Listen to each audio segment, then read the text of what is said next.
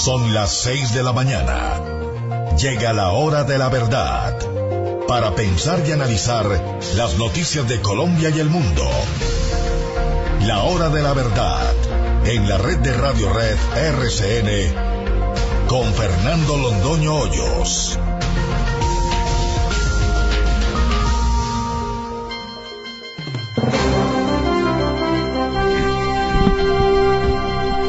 Muy buenos días, son las 6 de la mañana de este martes 24 de enero de 2017, esta es la hora de la verdad y estos temas y asuntos que trataremos en la grata compañía de ustedes en las próximas horas.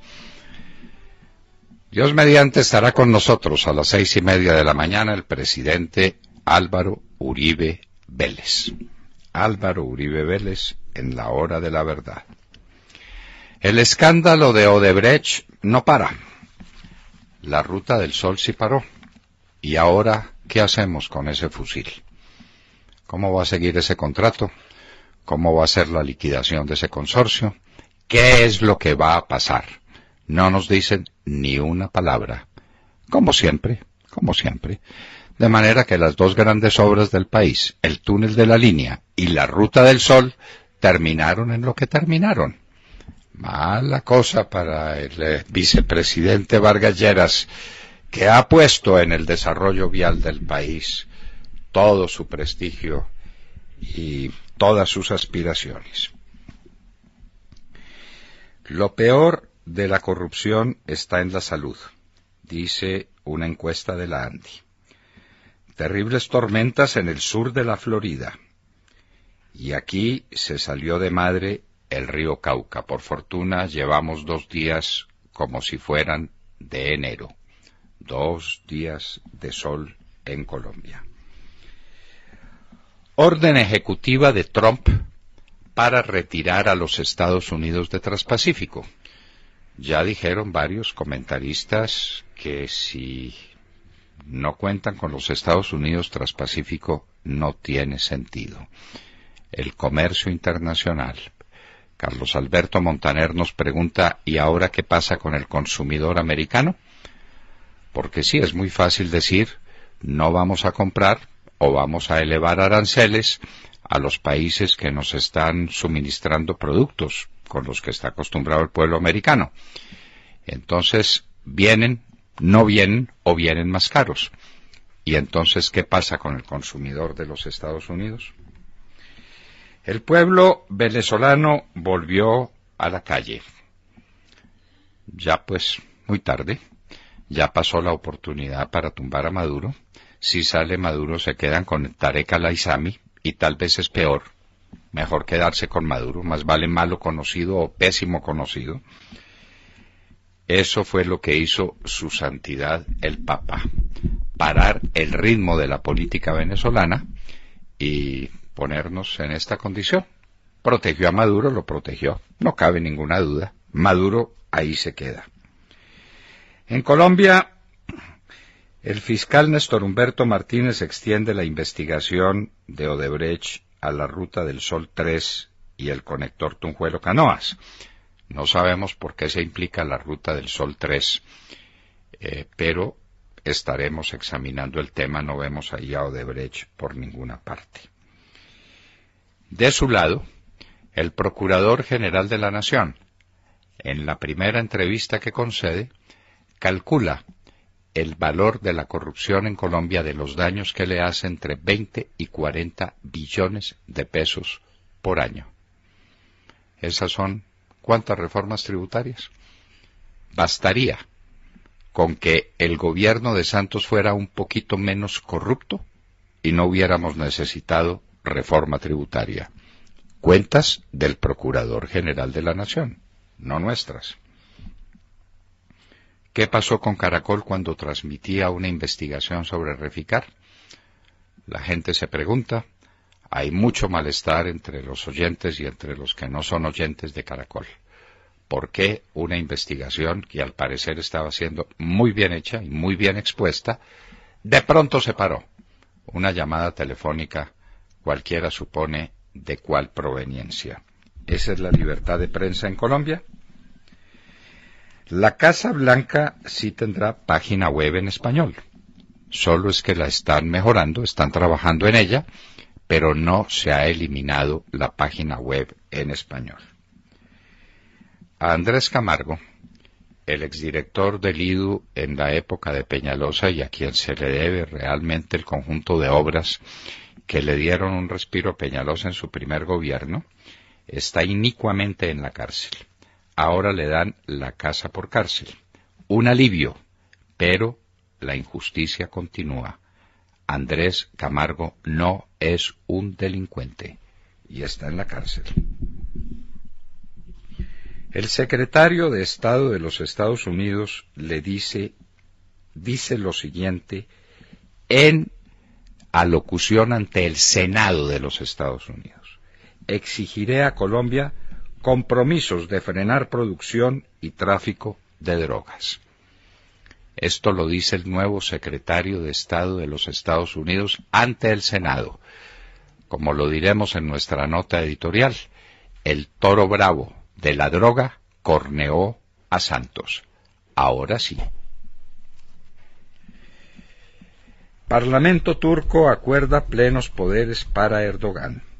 Falta plebiscito para finales de marzo. Aquí la cosa fue al contrario. Le dieron plenos poderes a Santos contra un plebiscito que perdió. Mike Pompeo, nuevo director de la CIA en los Estados Unidos. Siguen los pavorosos incendios en el centro y el sur de Chile. La señora Bachelet, es la noticia, interrumpe su viaje a la quinta cumbre del Caribe de la CELAC. Y nos preguntamos, salvo que hayan derogado la geografía, ¿qué estaba haciendo la señora Bachelet con maletas listas para irse a una cumbre del Caribe? ¿Por qué no se iba a ir para Birmania, alguna cumbre que tuviera más relación con Chile? Pero bueno, los incendios son pavorosos, tantos que esta señora no se va de viaje. El exdictador Noriega de Panamá, que definitivamente fue condenado por la justicia de su país y por la justicia del mundo entero por narcotraficante, será operado de un tumor cerebral. Solo para ese efecto le dieron detención domiciliaria. En España hay un gran escándalo, porque los de Gas Natural vinieron a Colombia a hablar con el presidente Santos. Hablaron con él. No hubo motivo de alarma, sino que estaban viendo cómo se podía solucionar el problema de su filial Electricaribe. Pues al día siguiente se enteraron por un Twitter que Electricaribe había sido intervenida. Y están diciendo, ¿esto cómo es? Nos reunimos un día con el presidente, no nos dice una palabra, y al día siguiente la noticia por Twitter de que estamos intervenidos. Es que así es Santos, para que lo vayan midiendo. Él definitivamente es así. Y hoy en la historia, un día como hoy, en el año 41, fue muerto a puñaladas, ferozmente, el tercero de los emperadores, el tercero de los Césares de Roma, Cayo Calígula. Calígula. ¿Acaso el más cruel y el más terrible de los emperadores? Ah, si no hubiera existido Nerón, o si no hubiera existido Tiberio, por Dios, las historias de los 12 Césares. De todo esto y de mucho más hablaremos con ustedes en las próximas horas en la Hora de la Verdad. Muy buenos días a todos. Pues sí, hablemos qué les parece del presidente Juan Manuel Santos, que firmó ayer un decreto que busca frenar los actos de corrupción, y lo hizo como si la corrupción no tuviera nada que ver con él y como si los problemas se solucionaran a punta de decretos, ¿no? El mandatario firmó un decreto que modifica el régimen de contratación con entidades sin ánimo de lucro por considerar que estaban fuera de control. Firmó también la declaración por un Estado abierto y quedó instalada una nueva comisión que se llama Comisión Nacional Ciudadana de Lucha contra la Corrupción, que tendrá más de 100 nuevos funcionarios de la DIJÍN. Además, el presidente también presentó 2 proyectos de ley al Congreso que, entre otras cosas, busca reformar la rebaja de los beneficios penales para los condenados por corrupción. En definitiva, hizo todo un show como si el tema de la corrupción no fuera un problema puntual de su gobierno. No olvidemos que según el más reciente informe de Transparencia Internacional, Colombia aparece en el puesto 37 y no ha mejorado en los últimos años. De hecho, aparece a la cola, aparece de la mano de países como Brasil, México, Perú y Argentina. Y desde el 2007 el país ha descendido 15 posiciones en dicho ranking. Y el índice de competitividad del Foro Económico Mundial tiene el puesto 126 entre 140 países. Además, y a mí esto me parece muy importante, la percepción de corrupción en este gobierno ha pasado del 36% que había en el 2008, esa es la percepción que tenían los ciudadanos, ahora, ¿saben cuánto hay? 85% de las personas creen que hay más corrupción.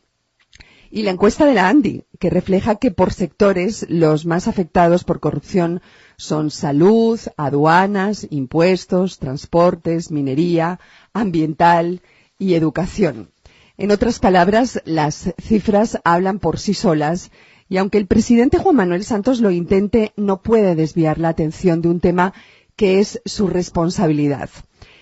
¿Ustedes qué creen? ¿A dónde quiere llegar el presidente Juan Manuel Santos con estos decretos que firmó ayer? Él es así. Él no admite que su gobierno es un gobierno corrupto. Habla, por ejemplo, de las personas jurídicas sin ánimo de lucro. ¿Y con quién contratan los paniaguados del régimen? Las sumas de la mermelada. Con esas entidades. Él es el promotor. Santos es el gran promotor de la corrupción en Colombia. Este es el gobierno más corrupto que hubo en la historia. ¿Sabe quién es el último en decirlo, Montserrat? El Procurador General de la Nación que él acaba de hacer nombrar. Porque la candidata de él era la doctora López. La traicionó como traiciona a todos.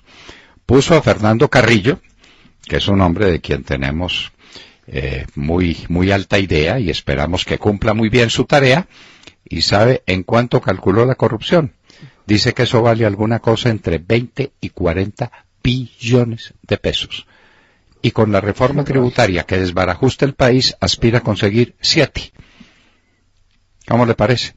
Con un poquito que fuera menos corrupto el gobierno de Santos, no habría habido necesidad de reforma tributaria.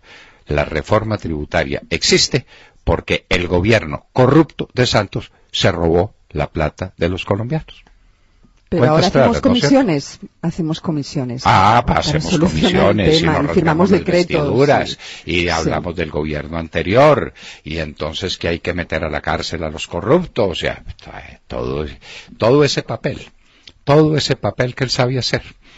Y cuando le hablan de Reficar y están pasando por Caracol los datos de Reficar, entonces hay una llamada y se interrumpe la lectura. ¿Cómo le parece, Montserrat, la libertad en que estamos los colombianos y la libertad de prensa que hay en Colombia? Para denunciar eso, la corrupción, que la denuncia más fuerte la hizo el procurador Carrillo. Entre 20 y 40 billones de pesos vale la corrupción en Colombia, señores, y la reforma tributaria 7. William Calderón. Doctor Londoño, buenos días Colombia, gracias por invitarnos a sus hogares y a sus vehículos. Hoy es martes 24 de enero del año 17, son las 6:19 de la mañana. El expresidente Andrés Pastrana Arango criticó de manera vehemente la visita del presidente François Hollande a Colombia. Aseguró el exmandatario conservador que Hollande viene a apoyar la dictadura FARC-Santos, confundidos en un acuerdo de impunidad. El exmandatario conservador tuiteó: vaya al Congreso y a las Cortes para ver los daños del acuerdo de Santos-FARC. Visite luego la bonanza coquera. Pastrana le preguntó a Hollande si estaría dispuesto a reformar la Constitución francesa para llenar de garantías a los terroristas de su país. Por otro lado, las senadoras Sofía Gaviria y Tania Vega también cuestionaron la publicitada visita. La aguerrida congresista Sofía Gaviria se quejó de la indiferencia con las víctimas del visitante Hollande, a quienes ignora de manera olímpica. Por su parte, la legisladora Tania Vega preguntó si Hollande visitará los albergues de los damnificados por el desbordamiento del río Cauca y si los albergues son iguales o mejores a los pueblitos que les entregaron a los camaradas del presidente Juanpa. Doctor Londoño, de Gaulle a Hollande, de Napoleón a Juanpa, ver para creer. Eso dijo un ser. De Simón Bolívar a Juanpa. ¿Cómo le parece? Y de Gaulle a Hollande. Ay. No se le olvide que Hollande es el mismo tipo que a veces se fuga del Palacio del Elíseo, pone en guardia toda la seguridad francesa, lo buscan por todas partes y luego aparece montado en una motocicleta con una mochila al hombro porque viene de la casa de su amante. Entonces, sí, ese es el personaje que nos visita y ese personaje el que tiene que recordar la historia de la Revolución Francesa y lo que fue el Comité de Salud Pública, una institución que nos recuerda ahora el gran editorialista del Tiempo, nuestro amigo Abello. Del Nuevo Siglo, Alberto Abello, que el Nuevo Siglo ha dado un giro bastante especial de fin de año para acá. Vamos a ver. Vamos a ver qué pasa. Pero por fortuna tenemos en el horizonte de la política colombiana mujeres como Tania Vega y como la senadora Gaviria. Sí. Sofía Gaviria. Sí. Gracias a Dios, ellas existen. Qué coraje el de esas mujeres. Y eso que no hemos oído a otras como Paola Holguín y Paloma Valencia, que está dedicada a Amapola y tiene que seguir dedicada a Amapola. Muy bien, esto puede ser lo que está pasando en este campo de la visita de Hollande a Colombia. Sí, entonces reformará la Constitución francesa, pues pronto, para darle gusto para a esos para incluir a los yihadistas en la Constitución y para entregarles el poder de dictar las leyes en Francia. Allá sí no lo dejan. Ay, Dios allá mío. Sí, que se tenga de donde venía en bicicleta. Que alguien intente hacer en Francia el 10% de lo que está haciendo Santos en Colombia. Y nos vamos para los Estados Unidos. Cristina Londoño, buenos días. Hola papi, muy buenos días y muy buenos días a todos. Bueno, hoy voy a empezar hablándoles de un término que claramente va a ser utilizado a lo largo y a lo ancho de la presidencia de Donald Trump, y esa es verdad alternativa. Todo esto sale a la luz por un enfrentamiento, una verdadera guerra entre los medios de prensa y el secretario de prensa de la Casa Blanca, Sean Spicer, el pasado sábado.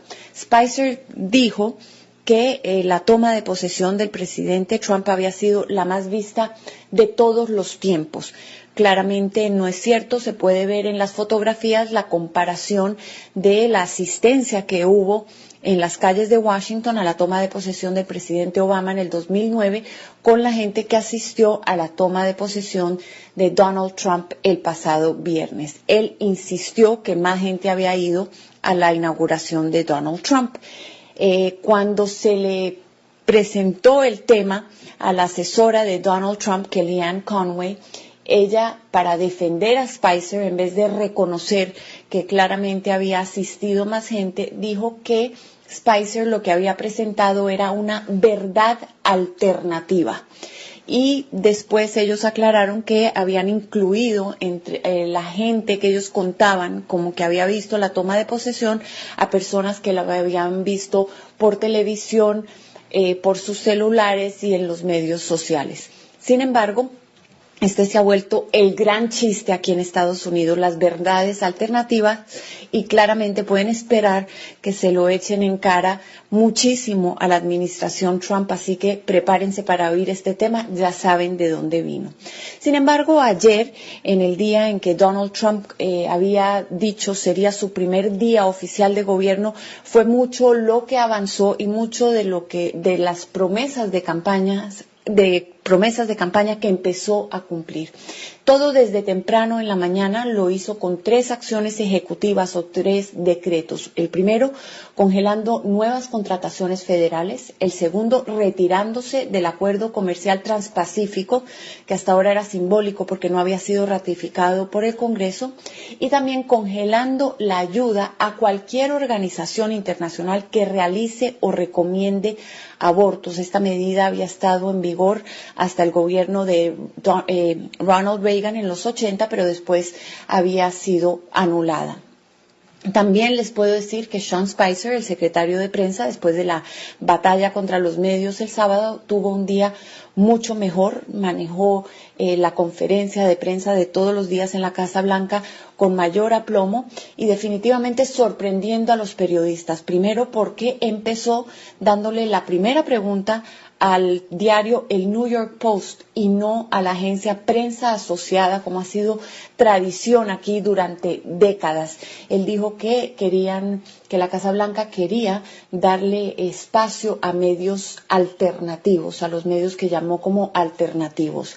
Spicer también dio una noticia que le da alivio a cientos de miles de jóvenes hispanos, cientos de miles, casi 800,000 jóvenes llamados soñadores, como ustedes recordarán, fueron los que fueron traídos sin documentos por sus padres cuando eran niños y que están aquí sin papeles, pero no conocen sus países de origen. El presidente Obama les dio un programa llamado DACA que les da alivio de la deportación y Donald Trump en algún momento de su campaña había dicho que iba a anular esta protección de la deportación. Bueno, Sean Spicer dijo que esto no va a ocurrir, por lo menos inicialmente, que la prioridad del gobierno es perseguir a los indocumentados con pasado criminal. Spicer le dijo a la prensa que la intención de la Casa Blanca jamás será mentirles, aunque definitivamente pues se vieron momentos tensos porque se acabó con varias tradiciones. También supimos que Trump habló con el presidente egipcio y le dijo que va a seguir ayudando a ese país, sobre todo en la lucha antiterrorista. Hoy el presidente va a desayunar con líderes de las principales empresas automotrices. También se espera que sea para promover la inversión aquí en los Estados Unidos.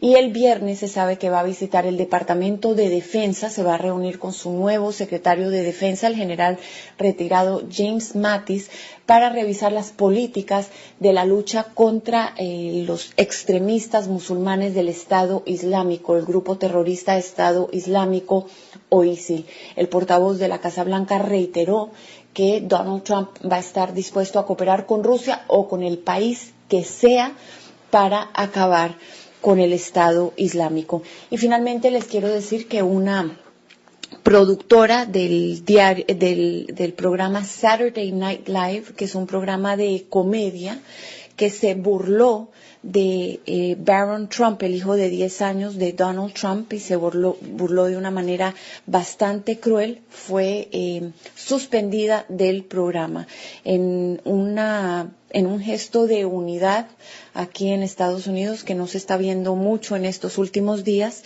Y que ha habido tantas marchas, tanta división y hay tanta controversia y tantos ataques en los medios. Bueno, pues tanto demócratas como republicanos se aliaron en criticar a esta mujer por haber tocado al hijo del presidente.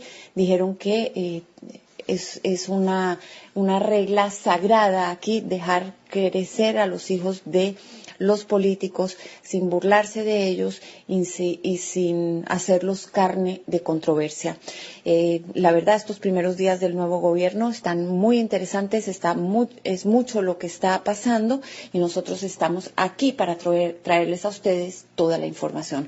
Es lo que tengo por el momento. Ahora regreso contigo al estudio, papi, que tengas muy buenos días y muy buenos días a todos. Muchas gracias, Cristina. De manera que esta frase quedó acuñada y que bien viene para Colombia. La verdad alternativa. Santos no dice nunca una verdad, las dice todas alternativas. Qué buena frase, qué buena expresión. Santiago Castro. Doctor Londoño, muy buenos días y muy buenos días para todos nuestros oyentes y para los compañeros aquí en la mesa. El DANE sigue sin publicar el dato definitivo de crecimiento en 2016. El último dato que tenemos es del tercer trimestre, es decir, a septiembre del año pasado, que fue del 1,2%, después de un primer trimestre con una variación de 2,5% y un segundo trimestre con una variación del 2%. Como van las cosas, el crecimiento en el último trimestre siguió a la baja y el consolidado está muy por debajo de las expectativas del gobierno. Amanecerá y veremos. El Fondo Monetario Internacional, por su parte, recortó su previsión para Colombia de 2,7 a 2,6%. El Banco Mundial ha previsto un crecimiento económico del 2,5%, cifra que corresponde también a lo que ahora espera el ministro Cárdenas para 2017. Así las cosas, doctor Londoño, la senda de crecimiento económico sostenido y por encima del 4% llegó a su fin, con una variación inferior al 2% en 2016 y un crecimiento por debajo del 3% en 2017. El crecimiento económico promedio del actual gobierno terminará muy por debajo del 4,6% que había logrado mantener el gobierno anterior.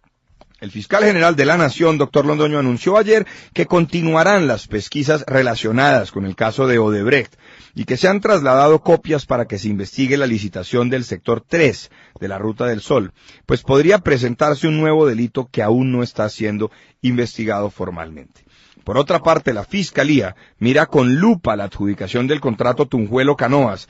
Recordemos que el zar anticorrupción de la época, Óscar Ortiz, denunció en su momento un posible soborno de 21.500 millones de pesos. La corrupción, como decía Montserrat, se desbordó en Colombia. No parece tener freno y el gobierno hace maromas para tratar de mostrar que sí está haciendo algo para combatirla. El presidente doctor Londoño dijo ayer lo siguiente, abro comillas: después de ganar la guerra por la paz, debemos ganar la guerra contra la corrupción, cierro comillas. Pues bien, no se ha logrado la paz y la mermelada que sigue repartiendo el gobierno es el combustible de la corrupción. Prosperidad para todos. Sí, señor, de manera que guerra contra la corrupción, pero yo hago la corrupción a través de la mermelada.